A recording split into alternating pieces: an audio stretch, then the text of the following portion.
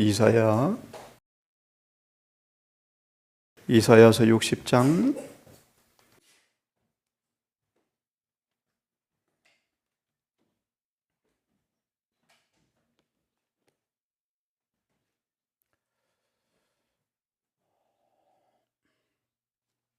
'우리 아침 준비 참여하는 가운데 마음속에 떠오르는 하나의 문장은 치루공사의 말씀처럼 치칠 줄 모르는 총이라라는 단어가 기억이 나면서 이런 생각이 들었습니다.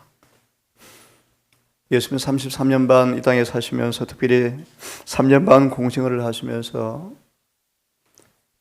어둠에 빛이 비치고 있었지만 사람들은 빛을 깨닫지 못했죠.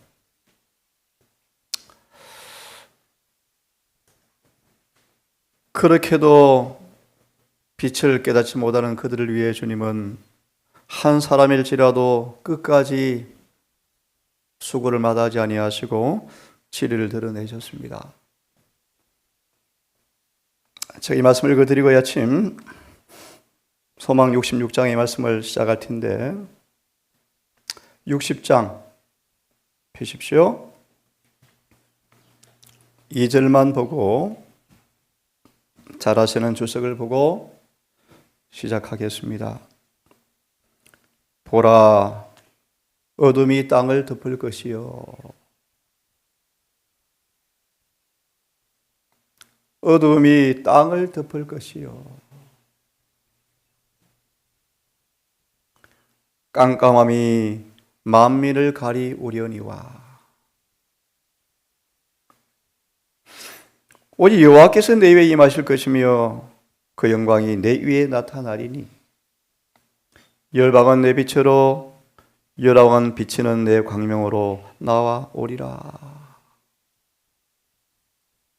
이 말씀이 늦은 빛 때 충만하게 이루어질 것인데요, 2절을 좀 생각해 보려고 폈습니다. 폈습니까? 한번 펴보십시다. 미안합니다. 우리 읽기 전 여기부터 읽으면 좋겠습니다. 59장 13절, 14, 17절 주석을 먼저 보고 봅니다. 다시 말씀을 드리면, 오늘부터 소망 66장 논쟁. 예수님 당시에 사두개인과 바리새인들은 항상 다투었다. 시리아 소망 393페이지. 항상 다투었다. 생각하시고 읽겠습니다. 훈련된 대리자들을 일터에 배치해 놓은 사탄. 기가 막히죠? 계시록 12장 17절을 인용하셨습니다. 용이 여자에게 분노하여 돌아가서 뭐 할까?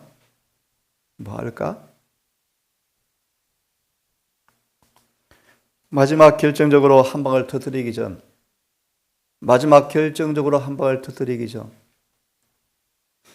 온갖 가짓줄을 써도 넘어지지 않은 모로드게 그 한 방을 터뜨리기 전 대다수 사람들을 어떻게 미리 다 무너뜨릴까? 늦은 비 오기 전 재림교회를 완전히 눈 감게 해버릴까? 마귀가 완전히 성공은 못하겠지만 그의 재림교회를 실패로 만들까? 그런 것 같아요. 그래서요, 훈련된 대리자들을 일터에 배치해 놓았다. 오늘 보면 예수님께 논쟁을 걸어오려고 바리새인들이 의인인 채 하는 젊은 바리새인을 파송했다. 왜 파송했는가? 나이 많은 바리새인들은 예수님께서 얼굴을 익히 아는지라 예수께서 얼굴을 알아보지 못하는 젊고 유망한 바리새인 청년을 택하여서 예수를 파송시켰대요. 함정에 무너뜨리려고. 기가 막힌 얘기죠, 여러분. 자, 훈련된 대리자들을 일터에 배치해 놓은 사탄. 선지자 이사야는 그래서 당시의 세상의 상태를 매우 잘 묘사하고 있다. 초림 때요. 좀 더 봅니다. 시간 되면 20장 사도행전 재림 직전 똑같다 보여드리겠습니다. 백성들은 똑같습니다. 여호와를 배반하고 똑같죠. 재림교회만큼 선지자 말 안 듣는 교회가 없어요.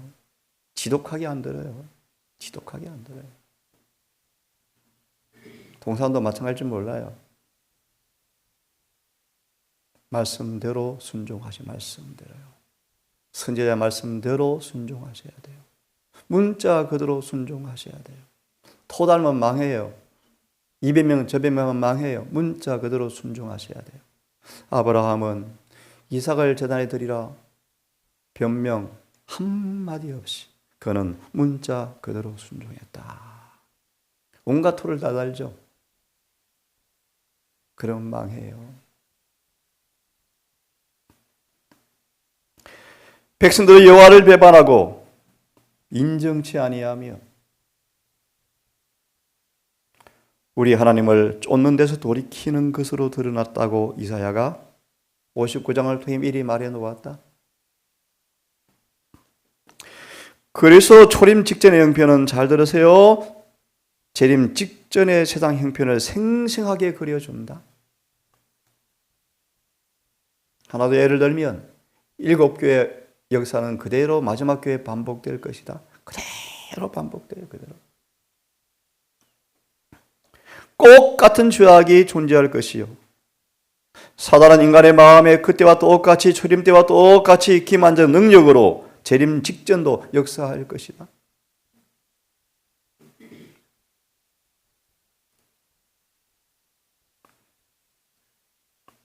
그는 자신의 훈련을 받은 대리자들을 일터에 배치해 놓고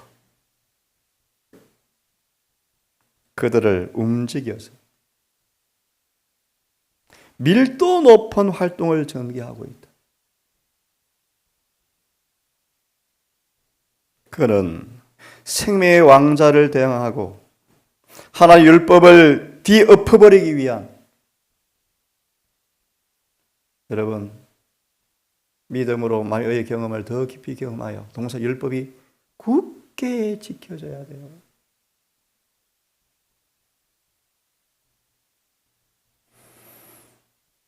생명의 왕자를 대항하고 하나님의 율법을 뒤엎어버리기 위한 똑같은 마귀의 목적이 지금 재림교에 이루어지고 있어요. 마지막 대쟁투에 총사하도록 하기 위하여 인간 대리자들로 구성된 그의 군대를 확보하고 있다. 들어보십시오, 여러분. 어디 개신교회입니까, 여러분? 사단은 자기의 존재에 대하여 자기가 주장하는 대로 그가 이 세상 임금이며 승리는 그의 것이라고 믿음을 사람들의 마음에 확신시키기 위하여 기적이 나타나게 함으로 일할 것이다. 그는 그의 군대의 힘을 돌이켜 하나님께 충성하는 사람들을 대항하게 될 것이다. 누굽니까? 제7일 안식일 예수 재림교회들을 대항한다는 것입니다, 여러분. 그는 고통과 고난과 인간적 고뇌에 시달리게 할 수 있겠지만 영혼을 더럽힐 수는 없다. 사단이 그리스도에게 행한 것과 같이 하나님의 백성들에게 고통을 줄 수 있겠지만 그들 중 지극히 작은 자 하나라도 멸망시킬 수가 없다. 아멘이죠. 이 마지막 시대의 하나님의 백성들은 가장 치열한 투쟁 속으로 들어갈 것을 예상하고 있어야 한다. 왜냐하면 예언의 말씀에 다음과 같이 말하고 있기 때문인데요. 용의 여자에게 분노하여 돌아가서 저 여러분에게요 6,000년간 행했던 마귀의 모든 일들을 우리한테 쏟아붓는다 그러는데 넘어갑니다. 60장 오늘 볼 말씀을 좀 봐야 되겠습니다. 60장 20절을 좀 펴십시오. 2절을 펴십시오. 빛만이 어둠을 내어 쫓을 수가 있다는 말씀을 이 시간에 읽겠습니다. 예수께서 세상에 오셨을 때 택한 백성, 자기 백성, 예루살렘 땅에 어둠이 덮였고 깜깜함이 만민을 가리웠다. 어둠과 깜깜함이 뭡니까? 아시죠? 오류. 살아계신 하나님의 율법은 신속하게 생명 없는 죽은 문자가 되어버렸다. 누가 다 법을 지킵니까? 누가 다 지킵니까? 그렇게 반문해요, 삶으로. 누가 다 저를 이길 수 있습니까? 그럼에도 불구하고 참 슬픈 얘기입니다, 여러분. 간간히 하나님의 작은 음성이 들렸는데 가장 경건한 성도들에 의하여 간간히 작은 음성으로 진리가 들렸다.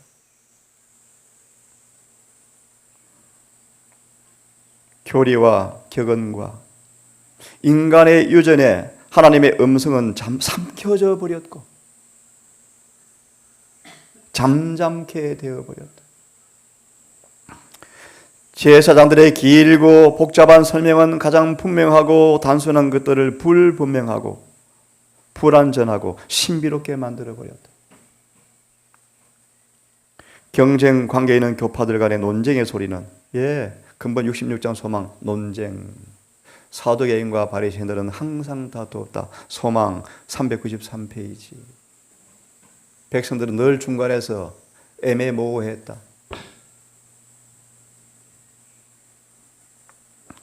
경쟁 관계에 있는 교파들에 관한 논쟁의 소리는 이해력을 어둡게 만들었고 그들이 가르침은 진리와 올바른 노선에서 완전히 벗어나 있었다. 진리는 하늘에서 인간의 자녀들을 내려다보고 있었지만 그것 자체는 반응을 얻을 만한 곳을 찾지 못하였다. 왜냐하면 어둠이 땅을 덮고 깜깜함이 만민을 가리우고 있었기 때문이다. 인간의 시야를 가리워서 하나님의 영광을 보지 못하게 하는 오류의 어둠이 쫓겨나려면 진리의 빛이 도덕적 흑암 중에서 비쳐야 한다. 하나님의 독생자께서 하늘에 있는 당신의 높은 지위를 떠나서 당신의 신성 위에 인성을 입으시고 세상에 오실 것이라는 사실이 하늘 위에서 포고되었다. 사랑과 자비 그리고 진리와 선함 빛 외에는 어떤 외모적 위험도 그분의 길에 허용되지 않았다. 이는 그가 세상에 하나님의 품성을 대표해야 했기 때문이었다. 그러나 세상은 진리를 바라보는데 익숙해져 있지 않기 때문에 진리에게 등을 돌리고 오류의 어둠으로 향하였다. 이는 그들이 오류가 진리보다 그들의 왜곡된 취향에 입맛에 더욱더 잘 맞았기 때문이었다. 왜 오리를 이렇게 사람 좋아하는 줄 아시겠습니까?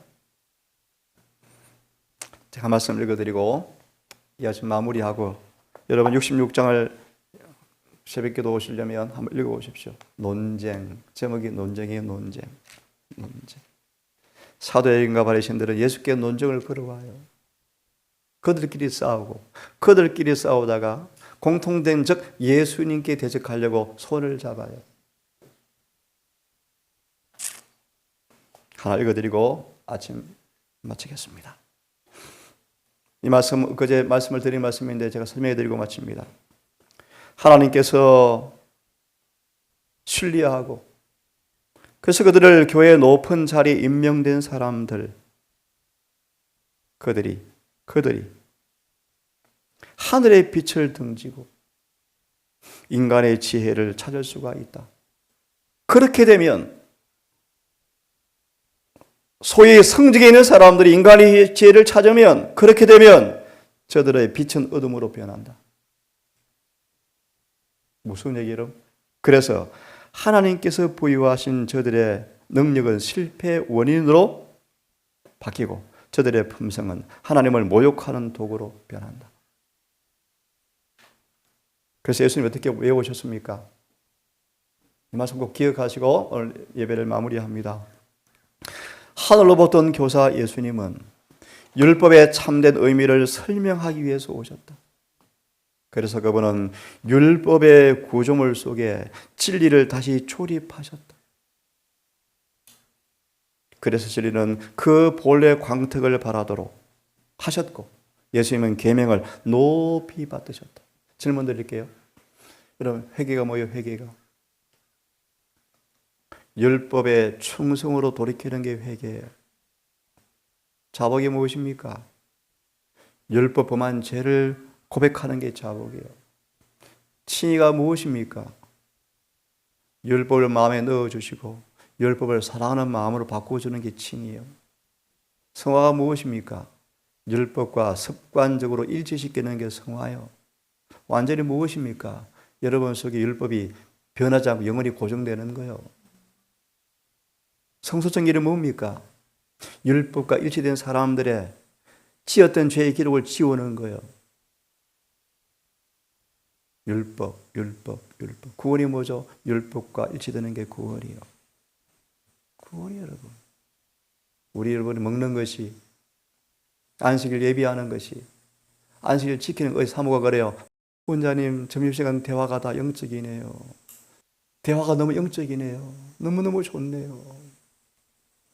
음식을 먹어보다만 너무 맛있네요. 너무 좋네요.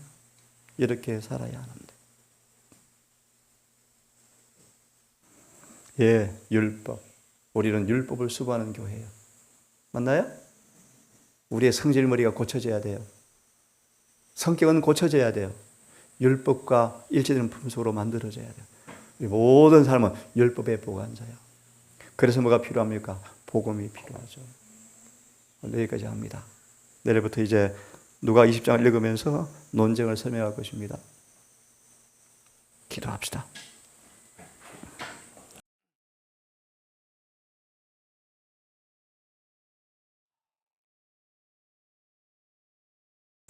아버지, 이곳마저 내 개인마저 더러워질까 두렵고 무섭습니다. 이곳에 뜨거운 마음으로 들어왔지만 진리의 사랑이 식어지고 개인 플레이 모습으로 살까 두렵습니다. 이곳마저 진리가 하나가 안 되어지고 이 의견 저 의견으로 분쟁할까 염려되어집니다. 디모데전서 2장 7절은 한 견해 한 목소리로 한 주님을 얼굴을 본다고 말씀하셨는데 왜 이렇게도 많은 논쟁이 진리에 대한 수많은 이론들이 존재하는지 너무너무 두렵습니다. 마지막 우리를 향한 사탄의 밀도 높은 공격을 이 시간 보았습니다. 우리 대열 속에 사단의 훈련받은 대리자가 있음을 주님께로부터 경고받았습니다. 우리 자신이 그런 사람 될까 두렵습니다. 오 아버지, 이 평안한 때 부지런히 말씀을 연구하고 말씀에 실천함으로 시므온처럼 영적인 분별력을 탁월하게 만들어 주셔서 주님을 분별하고 주님을 품에 안는 영광을 누리기를 원합니다. 아버지,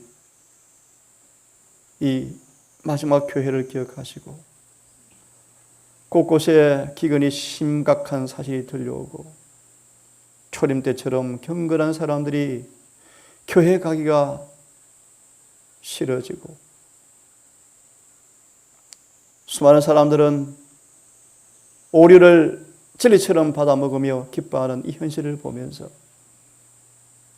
아버지 작은 동산교회가 우리 모든 성도들이 혼연일체 하나가 되어서 진리대로 살고 진리와 조화되는 변화를 통하여 율법을 높이는 백성 되기를 소망합니다.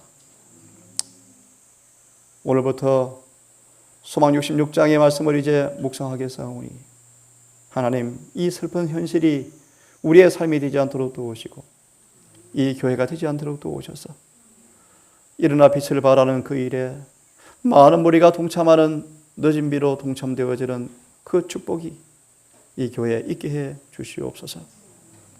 오늘 한날도 해가 지도록 우리의 걸음을 인도해 주셔서 아브라함처럼 믿음으로 율법의 신탁자가 되게 하셔서 하늘의 기쁨이요 우리 모두에게 표가 넘치는 하루가 되도록 도우시기를 예수님의 이름으로 기도드리옵나이다. 아멘.